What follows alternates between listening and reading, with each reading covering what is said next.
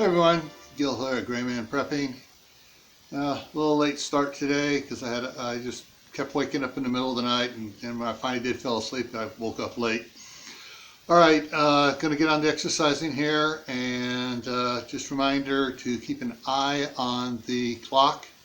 You gotta keep an eye on the clock. Just notice that the clock is spinning, so it shows exactly how long I've been exercising. All right, let's get at it.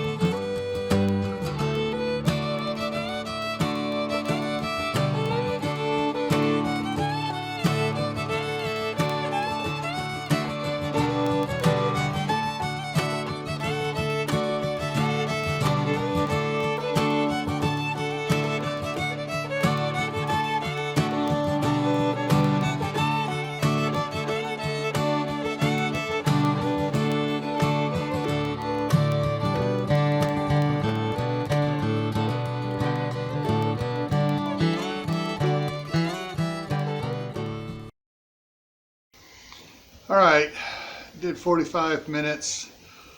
My knee started bothering me. I forgot to take my glucosamine yesterday, so I need to get back on that stuff again. All right, so your prep for today is cast iron.